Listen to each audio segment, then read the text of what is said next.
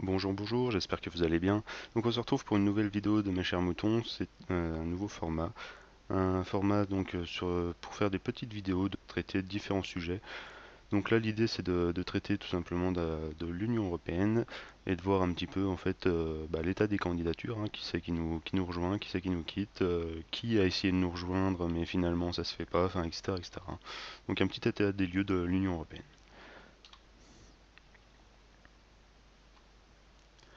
Donc, premièrement, déjà, on va peut-être faire un petit état des lieux, hein, comme j'ai dit. Donc, l'Union européenne aujourd'hui, en fait, est composée de 28 membres. Donc, sur l'image, c'est ce qu'on voit en fait en espèce de bleu-violet. Donc, tous ces pays sont actuellement membres. Donc, on peut considérer en fait les origines de l'Union européenne à 1951 à peu près, hein, c'est ce qui correspond à la formation de la communauté européenne du charbon et de l'acier, qui était composée alors de 6 pays, dont la France, l'Allemagne, etc. Donc, comme vous avez sûrement pu le constater sur la petite image, hein, le Royaume-Uni est toujours en bleu, c'est-à-dire qu'il est toujours membre de l'Union européenne, malgré la procédure de Brexit qui a été enclenchée. Donc ça, on y reviendra un petit peu plus tard dans cette vidéo. Mais le Royaume-Uni, hein, est toujours membre de l'Union européenne, en tout cas aujourd'hui. Et petite anecdote, hein, c'est la Croatie qui nous a rejoint en tout dernier, donc le 1er juillet 2013, c'est le dernier pays à avoir rejoint l'Union européenne. Donc, et différents pays, hein, donc on les voit en fait en rose sur l'image, sont en cours d'adhésion, enfin ou ont des procédures en cours d'adhésion en cours, donc qui ont potentiellement des négociations qui peuvent être vraiment très longues, hein. On verra ça un peu plus tard dans cette vidéo. Donc comme on peut le voir sur l'image, hein, ça concerne principalement des pays de l'ex-Yougoslavie et la Turquie. Donc l'Islande, entre autres, qui n'était pas en couleur, hein, sur l'image précédente, hein, si vous n'avez pas eu le temps de regarder. Mais on va parler de l'Islande parce qu'en fait c'est un petit peu particulier comme d'autres pays sur lesquels je vais revenir juste après. Donc l'Islande en fait c'est un pays qui a déposé sa candidature en 2009 et suite aux élections parlementaires en fait en 2013, la candidature a été gelée puis finalement retirée en 2015, hein. Donc comme vous l'aurez compris en fait on commence tout simplement par les candidatures qui ne sont plus d'actualité, hein. Donc, histoire de bien comprendre en fait quels pays ont tenté en fait de rentrer dans l'Union européenne et puis finalement ça ne se fait pas. Donc là c'est vraiment l'Islande, à l'initiative de l'Islande que la candidature a été déposée et également à l'initiative de l'Islande que la candidature a été gelée et retirée. Donc l'Islande ne fait pas partie de l'Union européenne. Mais à noter tout de même, hein, elle est membre de l'espace économique européen et membre de l'espace Schengen. Ce qui fait que par exemple on n'a pas forcément besoin de passeport ou de permis particulier en fait pour se rendre en Islande. Les deux autres pays en fait qui n'ont pas rejoint l'Union européenne, hein, mais qui avaient quand même déposé des candidatures, c'est la Suisse et la Norvège. Donc c'est les deux seuls autres pays à également avoir stoppé la procédure d'adhésion à l'Union européenne. Il n'y en a pas d'autres à ce jour. Donc commençons par la Suisse. Donc la Suisse en fait a déposé et gelé aussi sa candidature en 1992 et en fait elle n'a jamais officiellement retiré sa candidature depuis. Donc comme si en fait tout simplement on était toujours en pourparlers en quelque sorte, hein, pour l'intégrer à l'Union Européenne. Donc à savoir tout de même, hein, en Suisse le Conseil d'État c'est en juin 2016 il me semble, a commencé en fait à initier une loi pour vraiment cette fois-ci retirer la candidature histoire de faire les choses dans les règles de l'art, hein, on va dire, hein, pour bien appuyer son statut en disant que non, pour le moment ils veulent pas faire partie de l'Union Européenne et que si nécessaire ils referont une candidature plus tard, quoi. Et la Norvège en fait, quant à elle, elle a tout simplement refusé l'adhésion du pays à l'Union Européenne par deux fois par voie de référendum. Donc en fait c'est le peuple norvégien en 1972 et en 1994 qui a été appelé aux urnes, hein, et qui à chaque fois a dit non, on ne veut pas rentrer dans l'Union Européenne. Donc voilà, donc ça c'était pour les candidatures en fait qui n'ont pas abouti. On va parler maintenant du Royaume-Uni, hein, qui est un cas vraiment particulier, parce que comme vous le savez sûrement avec les différents médias, autant à la télé que sur le net, enfin, etc. Elle a enclenché en fait la procédure que l'on nomme Brexit, hein, donc le Brexit pour BR pour Brighton, donc Royaume-Uni, et Exit pour sortie, hein. Donc c'est vraiment la sortie du Royaume-Uni de l'Union Européenne. Donc le Royaume-Uni, hein, pour rappel, hein, c'est de ce qui est en vert là sur notre image, hein. En vert foncé pardon sur notre image, hein. Donc ça inclut aussi l'Irlande du Nord, hein, et pas l'Irlande, le pays. Donc comme j'ai dit, hein, déjà précédemment dans la vidéo, en fait, le Royaume-Uni est bel et bien toujours membre de l'Union européenne, et en tout cas pour l'instant. Donc on va voir ça. Parce qu'en fait, le Brexit, en fait, il a commencé le 23 juin 2016, car la population du Royaume-Uni a décidé par référendum, en fait, la sortie de l'Union européenne. Et la procédure de sortie de l'Union européenne, en fait, a été réellement enclenchée le 29 mars 2017, hein, donc quasiment un an après. Et ça s'est passé en fait en activant tout simplement l'article 50 du traité de l'Union européenne, en fait, qui permet de négocier sa sortie de l'Union européenne en renégociant chaque accord qui a déjà été passé pour voir pour soit le retransposer dans la législation nationale, soit signer des accords commerciaux, hein, tout simplement, ou des accords et des traités avec l'Union européenne malgré que le pays est en cours de sortie, pour en fait, tout simplement retransposer vraiment tous les accords qu'il y a eu ou non, hein, c'est aussi une possibilité, mais à ce moment-là, il y a de grandes négociations qui se lancent, hein, donc c'est un processus qui est assez long. Et à savoir aussi, la procédure est irréversible, et serait, comme je viens comme je viens de le dire, hein, elle se traduit par de longues négociations, vraiment longues, hein, parce qu'elles dureront au moins 2 ans. Donc on sait que là, au moins jusqu'en mars 2019, le Royaume-Uni fera toujours partie de l'Union européenne. Sachant qu'en plus, cette durée de 2 ans, hein, est prolongeable, hein, donc du coup, ça peut prendre vraiment beaucoup de temps. Voilà. Donc du coup, bah, notamment durant la campagne présidentielle, hein, on nous a pas mal rappuyé sur le fait que le Brexit, voilà, ça avait des conséquences, autant du fait que voilà que l'Union européenne, enfin que le Royaume-Uni quitte l'Europe, voilà, c'est pas bien, ou que le Royaume-Uni quitte l'Europe, bah finalement ça change rien. Bah en fait tout ça pour le moment c'est un petit peu du pipeau, hein, on va dire, hein, parce que tout simplement le Royaume-Uni est toujours dans l'Union européenne, hein, faut dire les choses clairement, quoi. Donc le Brexit, comme vous l'avez compris, bah c'est pas pour tout de suite. C'est au plus tôt mars 2019. Donc maintenant les nouveaux candidats, en fait, c'est surtout, comme j'ai déjà dit précédemment, les pays de l'ex-Yougoslavie. Donc on va revenir petit à petit sur ces pays. Donc on va commencer par l'Albanie. En fait, l'Albanie c'est un État qui a tout simplement le statut de candidat à l'adhésion de l'Union européenne depuis 2014. Et les négociations en fait sont toujours en cours depuis 2014. Sur des questions vraiment diverses et variées, hein. Ça concerne pas mal la politique nationale.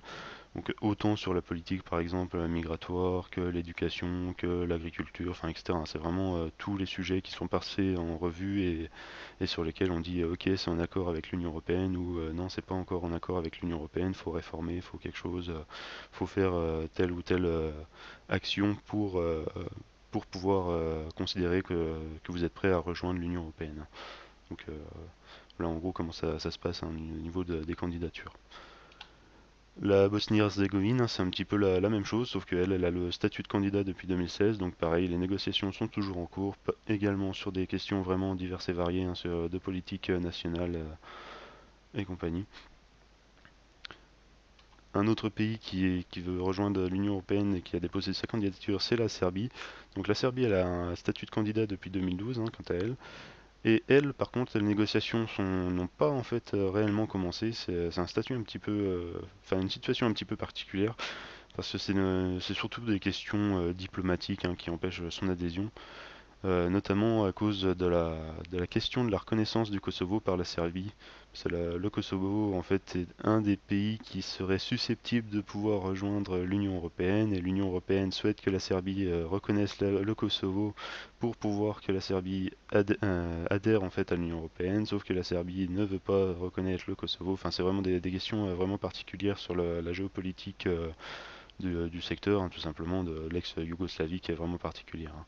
Parce qu'il y a pas mal d'États ou de frontières éventuellement qui sont reconnues ou pas forcément justement reconnues, etc. Donc c'est des situations assez tendues et sur lesquelles en fait l'Union européenne reste relativement intransigeante, on va dire, pour pouvoir faire adhérer certains pays. Ensuite, un autre pays de l'ex-Yougoslavie qui souhaite rejoindre en fait l'Union européenne, c'est la Macédoine. Donc la Macédoine, c'est pareil, elle a un statut un petit peu particulier. Elle a tout de même le statut de candidat depuis 2015, 2005, pardon. Mais le processus d'adhésion en fait n'a pas été encore enclenché. Euh, et cela, en fait, tout simplement à cause d'un litige avec la Grèce, hein. Donc c'est un litige, je vais vous l'expliquer en quelques lignes, mais qui peut paraître un petit peu dérisoire, mais qui peut avoir en fait des conséquences géopolitiques assez importantes, notamment avec les relations entre la Grèce et la Macédoine, hein. Donc ce litige en fait tout simplement c'est avec la Grèce, c'est sur le nom du pays en lui-même, hein. Donc le fait d'utiliser le mot Macédoine pour le pays qui s'appelle Macédoine, parce qu'en fait Macédoine c'est une région de la Grèce, donc c'est la région la plus au nord de la Grèce, et la Grèce en fait redoute un petit peu un comment dire une confusion, on va dire, entre le pays, la région, avec éventuellement des risques de d'identité, hein, enfin de reconnaissance d'identité entre la région, le pays, qui risque de créer des conflits après, hein. Donc ça peut éventuellement se comprendre, mais c'est vrai que enfin, vu comme ça, la raison en fait peut paraître un petit peu dérisoire en quelque sorte, hein, parce qu'il s'agit vraiment de l'appellation du pays, hein, qui pose souci. Ensuite, le prochain pays de l'ex-Yougoslavie, hein, ils sont 5 en tout, hein, donc le, le Monténégro. Le Monténégro, en fait, c'est un État qui a statut de candidat depuis 2010, et les négociations en fait ont déjà débuté pour ce pays depuis 2012.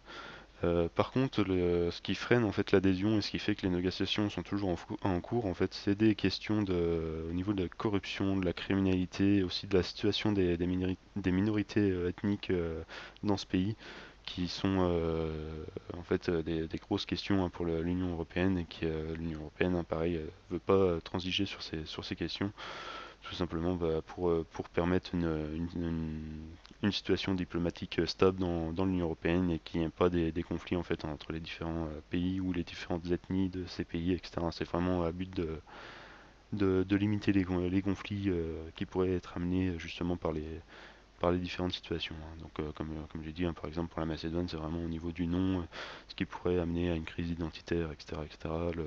Là, le Monténégro, c'est par exemple pour la situation des minorités, pour la Serbie, l'histoire du Kosovo, enfin, etc. C'est vraiment des questions géopolitiques et diplomatiques, hein, qui freinent l'adhésion de ces pays.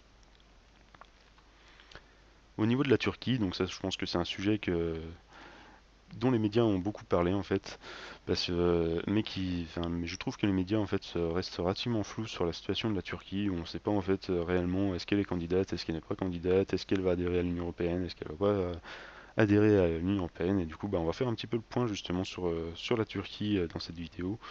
Et ce sera un petit peu notre dernier sujet de cette brève, hein. Donc la Turquie en fait elle est officiellement candidate, donc depuis 1999, hein, pardon. Donc ça fait quand même un petit moment. Et les négociations en fait n'ont pas été ouvertes depuis 2005. Enfin, elles ont été ouvertes depuis 2005, mais sont gelées depuis 2006, hein. Donc en fait, voilà, les négociations ont duré peut-être un an à tout casser. Enfin, c'est vraiment une situation qui est compliquée en fait pour la Turquie, notamment par son statut autant géographique que son statut démographique, on va dire, hein, parce que il y a à savoir en gros que la religion principale en gros de la Turquie, c'est quand même l'islam. Donc ça peut faire poser pas mal de questions, autant pour les anti que pour les pro-adhésion de la Turquie, hein. Donc c'est principalement ça les questions. On verra de toute façon juste après justement les principaux arguments des anti comme des pros. Et ce qui freine en fait surtout les négociations également, c'est les nombreuses situations, notamment la relation de la Turquie avec Chypre, la question kurde, ou les extensions du pouvoir de la présidence turque qui viennent d'avoir lieu là en 2017, hein, et qui rendent du coup les négociations très difficiles, hein, parce que par exemple pour Chypre, c'est tout simplement que Chypre puisse avoir accès aux ports et aux aéroports de la Turquie, hein, tout simplement comme ça se passe partout dans l'Union européenne. Euh, Par rapport aux accords de libre-échange.